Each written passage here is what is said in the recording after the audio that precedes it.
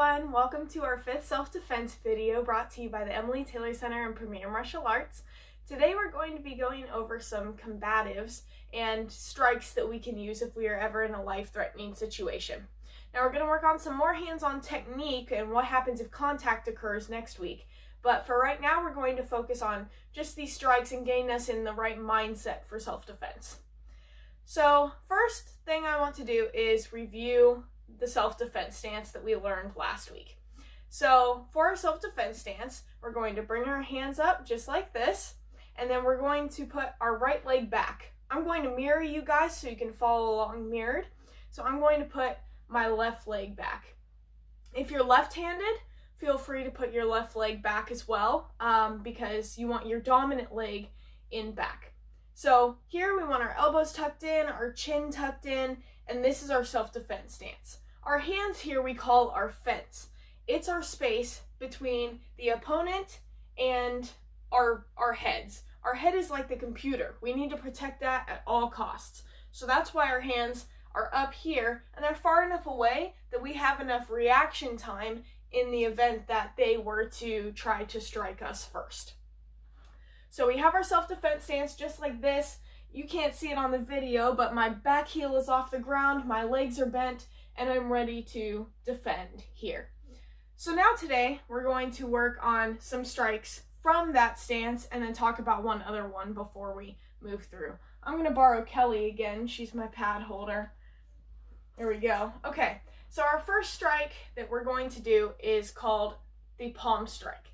So many of you have probably seen it before. It's not nearly as flashy as punches, but there are some benefits we'll talk about in a minute. So a palm strike, you hit with the palm of your hand right here. We don't want to hit with the fingers because if you think about your hand, when you strike like this and you hit down here, you have this entire line of bone supporting that part of your hand. Whereas fingers, if you hit there, you're more likely to break something or twist your wrist or something like that. So we want to hit right with the base of our palm here. So what I'm going to do is I'm going to go to my self-defense stance, and I want to make sure that I'm turning my shoulders for good power, just like this. And I'm also keeping my eyes on her at all points and keeping my other hand up to protect my face when one hand is out. So couple hard ones now. Hold tight. Okay, so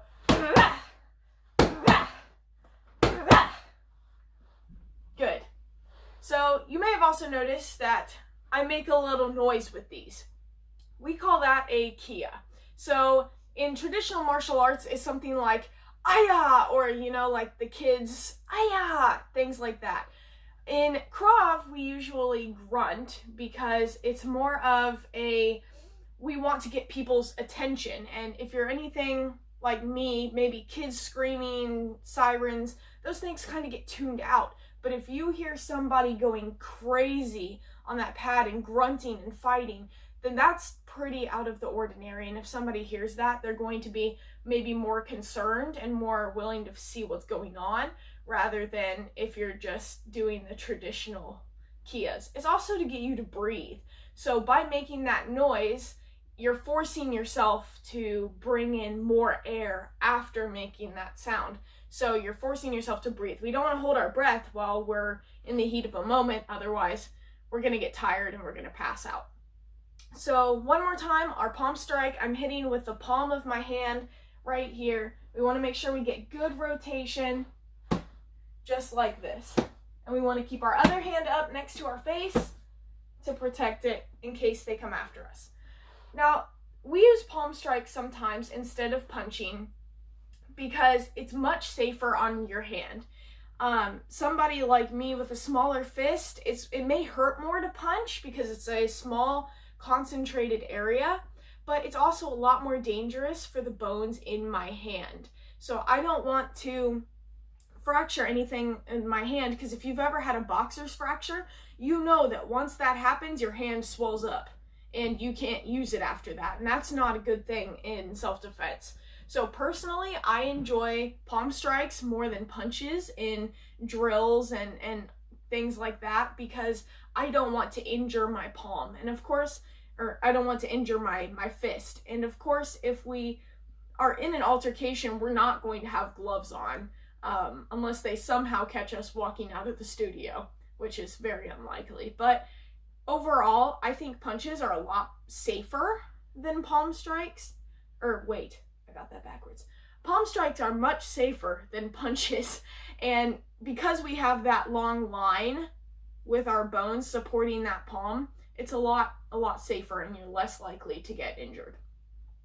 So now we're going to move on to another technique that is used from our self-defense stance, and then we'll move on to another stance before learning the correct way of punching.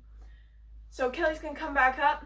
This one is called a groin kick. So I got a suggestion from someone last week asking, since we know that the groin is one of the best places to attack somebody who is attacking us, since that's a good target, how do we reach that target?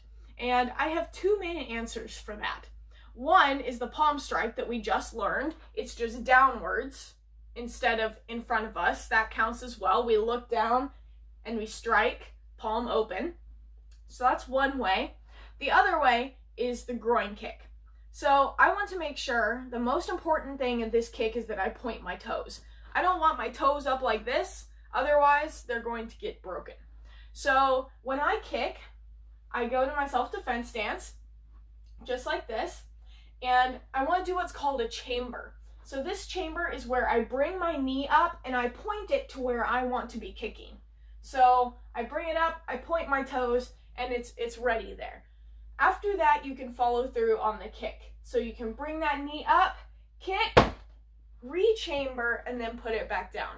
The rechamber is important because that helps us with our balance, and we don't fall over as much, whereas if we just went here and step forward, that's also bringing us closer to the opponent, and we don't really want that. So we come here, we chamber, we kick out with our toes pointed, rechamber, and put our foot back. It's important that after this kick, we put it right back where we started. So one more time, I bend my knee. If you can notice, I'm pushing my hips forward as I kick. That extension helps me get a lot more power, and it also means that I have a longer reach. I don't really want to kick with the top of my foot because there's a lot of small bones there. If you have tennis shoes on, there's laces. They could hurt your foot. So what I'm trying to do is aim for my shin area here. And so by pushing my hips forward, even if I'm further out of range, I can extend that reach, and I can reach farther to hit with that shin instead of the top of my foot. So with this groin kick, I want to introduce the idea of a preemptive strike. So a preemptive strike basically means that we don't have to wait for our opponent to touch us, to lay their hands on us before we make our move. So if I see Kelly, the big bad guy, if I see Kelly coming towards me and she's yelling at me, I say, hey, back off, and she's not stopping, then I can use that kick, I could use that palm strike and get out of that situation before she even lays her hands on me. That's called a preemptive strike. It's ending the situation before it starts. Now we have to be careful with this sometimes because we can't just preemptive strike anyone we want. We can't hit anyone we want. And down the line, I believe next week, we're going to start with some legal limitations on self-defense. So getting into that conversation, when can we use self-defense? When should we not? When should we stop? Things like that. So we will be working on that in the near future. But for right now, just know that preemptive strikes are in most cases permissible, and we can use those to help diffuse the situation. And remember that one rule: our goal is to go home safe. So we want to make sure we do whatever it takes to go home safe. So now let's move on to a little bit of a different stance. It's almost the exact same thing. We're going to have our leg back, back heel off the ground. Our hands are going to be up, except this one is called our guarding stance, or you may have heard it our fighting stance. So here, what we're going to do is instead of having our hands open, we're going to bring them in fists like this. Now it's important to note that if you're in a self-defense situation, you would most likely want to go to a self-defense stance until contact has occurred, because otherwise being like this up against an opponent makes it look like you want to fight, and that's the opposite of the message we want to be sending in self-defense. So this is if contact has likely already occurred and we're going into a different position and stance where we have some more strikes to work with. So first off, I want to go over how to make a fist correctly. So we start off with our palms open, and then we curl our fingers down and fold our thumb across. It's important that our thumb comes across our fist and that it's not inside our fingers like this. That'll pop your thumb out of socket. We don't want that. Or that it's not straight up, because when we strike like this, our thumb is going to be the first thing that hits. And so that's not a good look either. So we want to fold our fingers down and then fold our thumb across. From there, we can go to our guarding stance here. Same thing as self-defense stance. We want to make sure that our elbows are in, chin is down, our right leg or left leg, if you're left-handed, is back heel off the ground, and I keep my chin down, so just in case something gets through my fence, then I take it on the forehead and not the nose. So we're going to go to our guarding stance just like this. From here, we can do those punches. We can rotate. It's the same body mechanics as our palm strike. We're looking forward at the opponent and we're doing those punches. Now you may see me turning my legs as well. If you can get that rotation from your base, then that will give you a lot more power and it will allow you to put your body mass behind that punch. So I'll bring up Kelly again for our demonstration. There we go. So I'm here and I'm still keeping one hand up at all times, and so I rotate just like this. I'm hitting with my big two knuckles here in front because we want that same thing as with the palm strikes. If I go like this, if I go like this with my pinky knuckle, see, that's not a very good line there. It's twisted and I'm going to hurt, first of all, the bones in my hand. They're very fragile there. Or I'm going to hurt my wrist. So I want to punch with my big two knuckles right here. So that way it forms that straight line, and these two knuckles are also a lot stronger than these two.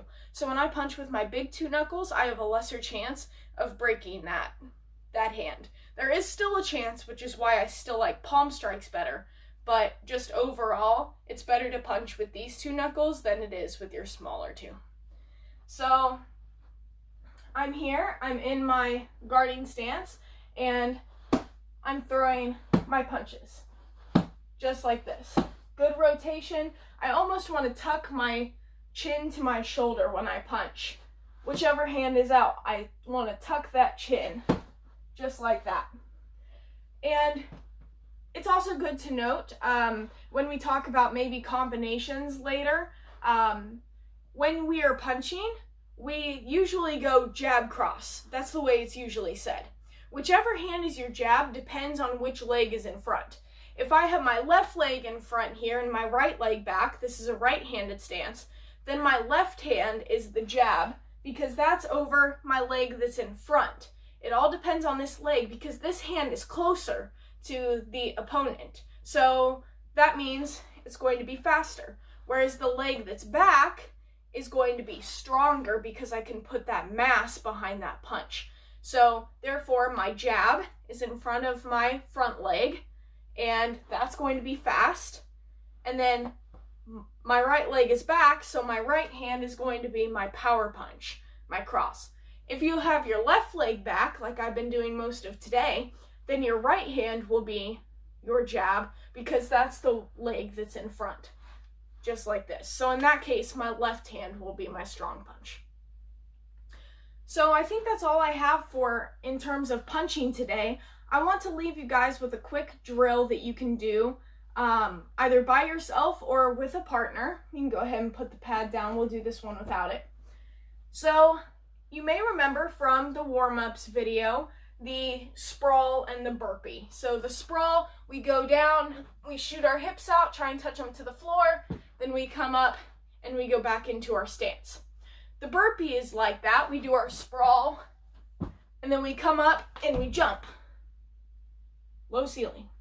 So we're going to use that and either our palm strikes or our punches for a drill today. So I'm going to use Miss Kelly again. If you have a partner, I understand that there's likely not going to be a pad situation if you're new to self-defense. So Kelly's just going to hold her hands up just like this. It's very important for safety reasons. Please do not wallop your partner's hands. Go nice and gentle. This is for practicing technique, not power. Once you have the technique down, that's when the speed and power come in. So go nice and slow, nice and easy. So for this drill, if you use palm strikes, it's going to be a little bit like patty cake. I'm going to use punches. And so I go to my stance here, and when I punch, I want to go across. So my left hand is meeting her left hand. I go across the body. None of this stuff here. We're going to go across, and that ensures that we're still turning our shoulders, right? So what I'm going to do is I'm going to do a jab cross, a left right, or right left if your right leg is in front, and then I'm going to sprawl or do a burpee if you'd like an added challenge. Then I go back to my stance when I pop up, and then I'm going to do 2 sets, 4 punches, and then I'm going to sprawl, and then I'm going to come up and I'm going to do 3 sets, 6 punches. And so you can keep building on and building on. Usually we go until 10 because by that point everybody's tired. If you're really evil, do 20. You can also skip, like just do the evens. So you can do like 2 sets and then 4 sets and then 6 sets. So it just depends on what you want to do with it. You can also do it with palm strikes. So you go palm strike, it really is like patty cake. And then you can sprawl or burpee. And just after that, it's important to make sure that you go right back to that stance, whichever one you're using.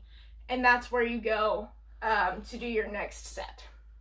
So I hope this video has been really helpful. I want to give a shout out to Kelly because she's been helping me out with all of this. Super great. I hope this was really informative for all of you guys. I'm having a blast doing this. So if you have any questions or suggestions for our videos in the future, next week we're going to be talking about the legal limitations on self-defense. And then the week after that, we're going to start doing some what happens if physical contact has already occurred and we now are in the catch-up game.